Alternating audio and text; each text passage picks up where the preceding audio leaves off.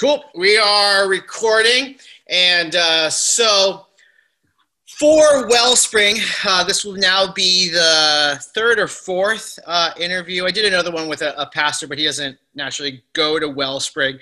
And this one's probably the most unique because it is something and somebody that is helping Wellspring out, working for Wellspring, but also no one really knows Noah Borden. And so Noah is the GM for the Well, helping us get it launched. And he is a college buddy of mine back from our days at Taylor University. And we were just talking before hitting record here, and that it's something like 17, 18 years ago, which is just unnerving for me. We're old. So Noah, I could tell stories. You could tell stories. We won't tell stories, but we were young. But for the people watching, yeah. Tell us a little bit about yourself. How'd you get to this place? Great. Yeah, this is exciting. I'm originally from Chicago. Like Jason said, we went to school together in Indiana at Taylor University. Spent a year and a half there or something with you. Yeah, I transferred out, yeah. I graduated from there.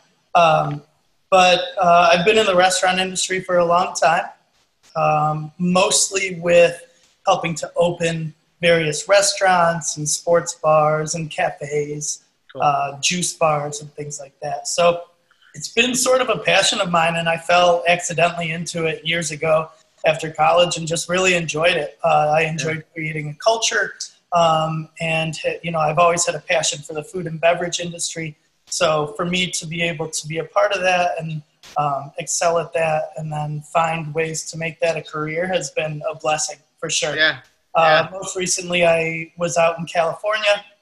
I have done a few projects out there, moving between Chicago and California for about the last 8 years-ish. And then I got a call from you. Which I'm somebody who's always one to jump at good opportunities and exciting opportunities and new things, adventure. So that was something that helped sell me. I have never lived in New Jersey. I've only been out here twice, once for a wedding and once visiting you. So I didn't know a lot about it, but I knew that I trusted you with the position, and I think I'm in the right place. Yeah. Well, and you're doing a killer job, and you say adventure, and it was your flight had delays and stuff coming out here because it was right as this pandemic was blowing up. And your first Sunday here was the first Sunday where we had to, I think, on a Friday afternoon say, all right, churches, pushed to online only. And so you came right away in the thick of it. So what are you personally learning through this adventure of the last month? Every day is a new day. That's something that I've found myself saying, because not only just things are changing, but how we respond and what we're doing and how we grow through this. Every day is going to present its own challenges, and we have to take this day by day at this point. We talk about being sort of uncertain about a future as far as a number of, as far as professionally or personally or whatever it might be. I mean, this time I feel like it's sort of at an all-time high because we're relying on the governor to tell us what's going on and the law to tell us, what can we do, what can't we do? So for me, it's that taking it day by day and growing through that process. I think remaining just calm and understanding that, A, God is in control, and B, in a certain aspect, we're in control of what's going on in our own world. Yeah, we can our actions. So we need to be able to, just live the right way and continue to push forward and grow as people in the way that we, in the best way that we can. And I, you know, another thing that I have thought of through this time is that, like, some of us have sort of been training for something like this for our whole lives without even knowing it. And it's a cool thought, like, when you feel prepared for something like this in a lot of ways, you know, that's important. And whether it's the people that you surrounded you with, whether it was your parents, whether it was you, you know, finding ways to push through tougher times in the past or whatever it is and learning from it, you know, now we've hit this moment where I feel like a lot of people are much more prepared than other people are. Oh, yeah. And it shows. So I'm grateful for that, to feel like I'm in a position to excel in a time like this rather than go the opposite way. I have honestly been nothing but impressed. And we were joking around.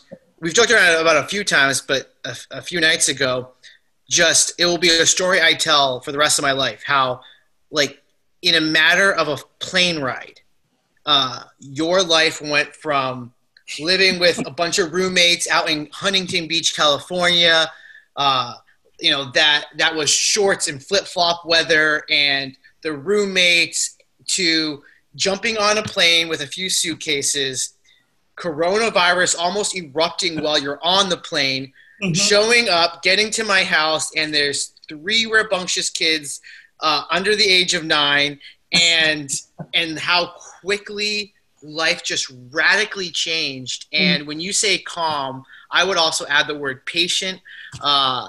Day by day, like, I see that. I'm impressed by it. It's just, it's cool. It's cool to see this side of you.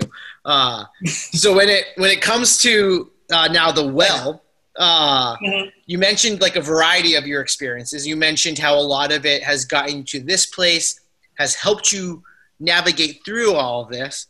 In the same breath, how is the Well being connected to the church, whatever it might be, as, you know, supporting a nonprofit? How is this different than your past experience, and how is it stretching you? Well, I think it starts with the values of Wellspring that we lined up from day one that, you know, I had never heard before, but if I were to guess, give me 8 guesses, I probably would have hit, like, those 6 values. So I just felt at home right away with those, which was really, you know, comforting for me as I was entering this new place. Like, I line up with those values. And then on top of that, like, the reading, like, relentless love, like, those are the things that have been important to me through thick and thin. So while this has been different, like, that immediately sort of set the tone as far as workplace difference. So for me, a lot of times my culture has been different from my place of work. And I have to adjust to that. And here I felt much more comfortable diving in with the surrounding church community right off the bat. So I think that was the first thing that I noticed. We're like, whoa, this is cool to have people like this, a little bit more like me, like, as we're opening this place. But, you know, other differences, you know, there have just been a lot of challenges through the pandemic, for one. We'll start with that. You know, I'm facing daily challenges where other people are being put out of work. You know, one perfect example is we installed a point of sale system. And it just so happened that a day before our install, everyone on our team got fired. I forgot about that. So all of a sudden, no one was responding to anything. We couldn't get anything set up. We were unable to open. So, you know, it's just like little stuff like that, and that I'm finding more and more we're having to deal with other people's, but the thing is, it's hardships for them. A lot of people are losing their jobs, and places are shutting down, and companies are closing. so, I understand like that's a really big deal for people right now. And it's where in the past, it's like go, go, go, has to be done, has to be done, has to be done. There's a sense of understanding at this time where you're saying, okay, people are losing their jobs. These people are really struggling with business. They've cut their staffing, so give them the extra time. So, that's one thing that through the pandemic you just had to adjust to. And then just different because I'm in a new place, and a lot of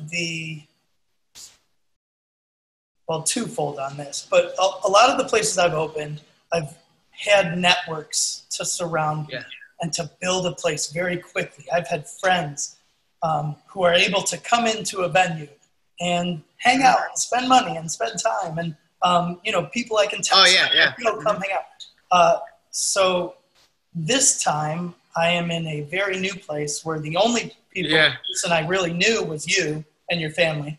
And then on top of that, I can't invite people that have become my friends to even come hang out and visit and check out this new shop and try. That has been an interesting challenge for me because it's made me realize how much I've depended on a network of friends and family and things like that to help build a business. That's important. That's your bloodline. So that's been an interesting thing to sort of realize too. Creating a network out of nowhere, plus under these circumstances, here's the thing. I'm normally confident in creating a network out of nowhere. I've done it before.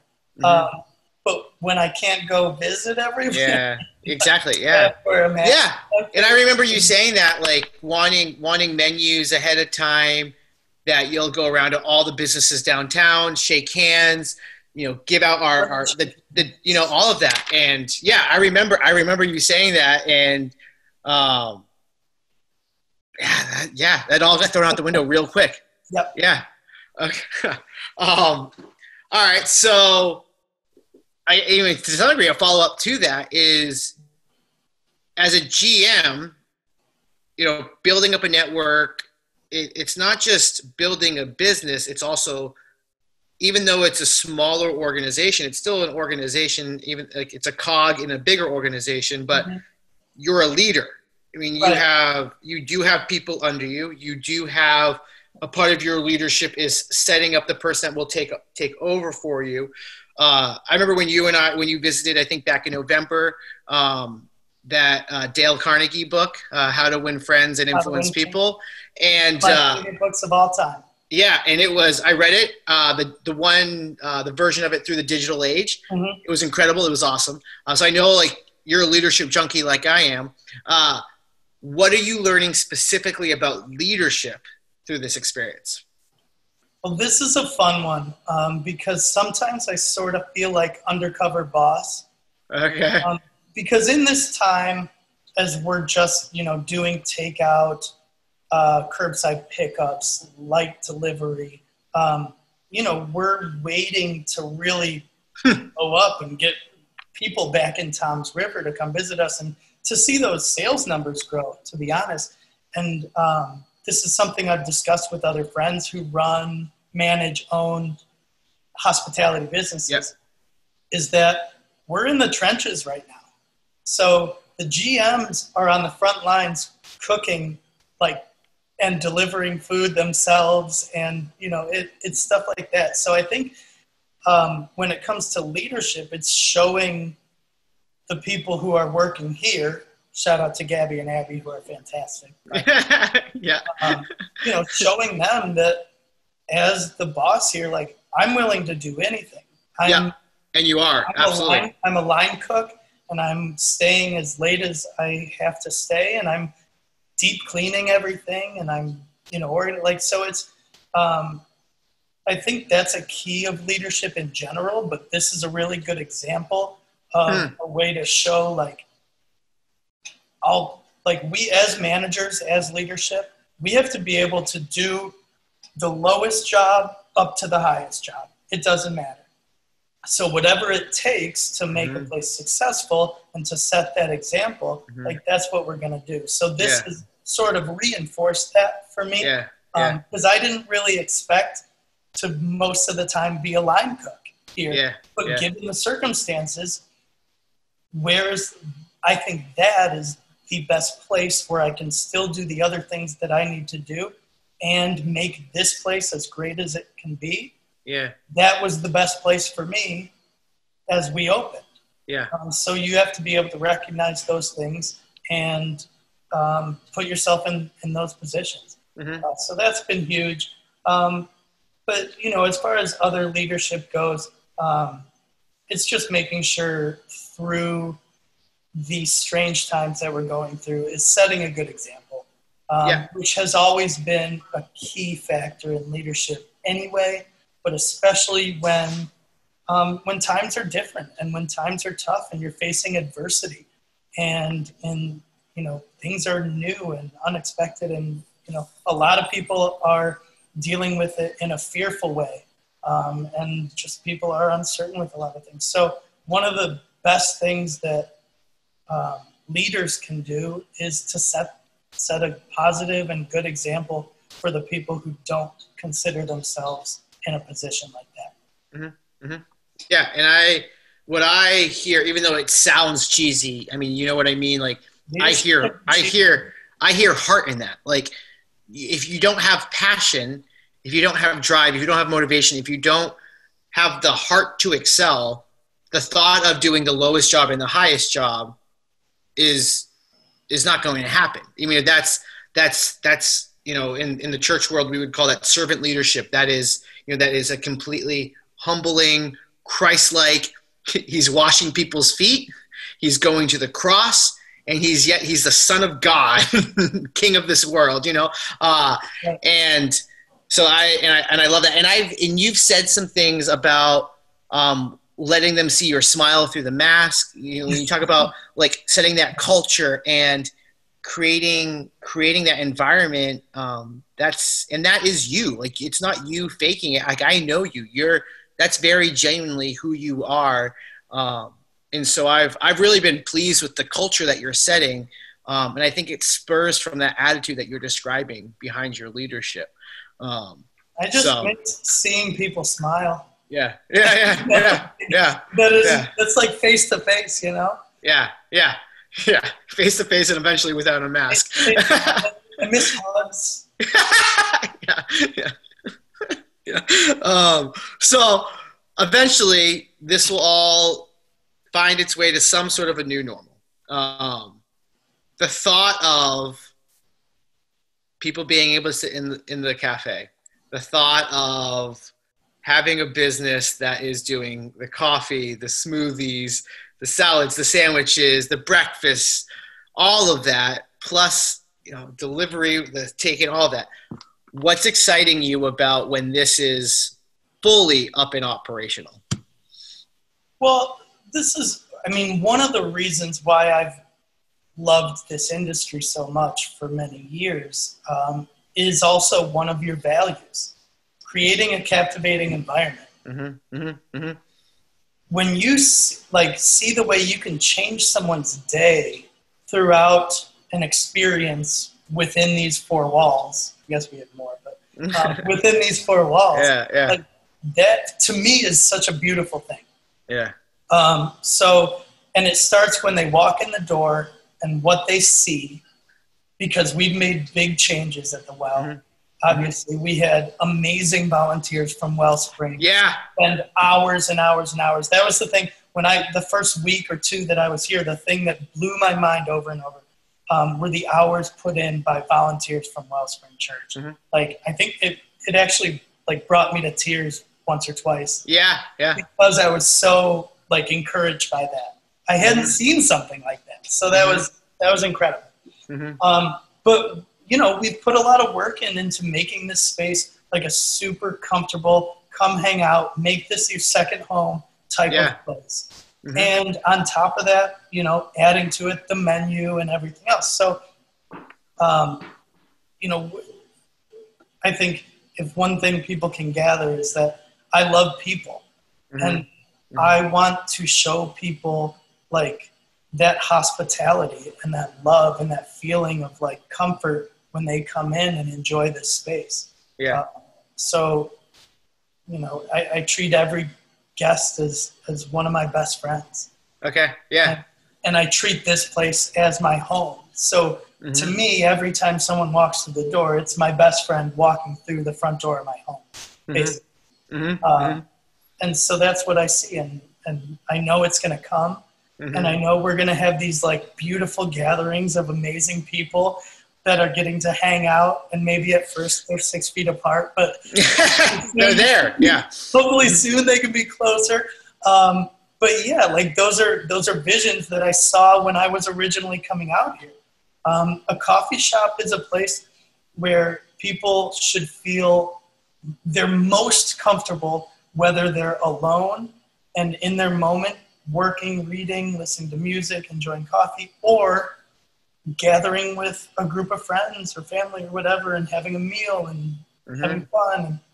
So it's a broad spectrum, and we just want to cover all bases. So I think all of us are really looking forward to that, and we're excited to make this again sort of like the Wellspring home office and have all the time the way it was in the fall, where you know, I think I was here for 4 days, 5 days, and we were here at Cafe Enigma. I think all but one of those days.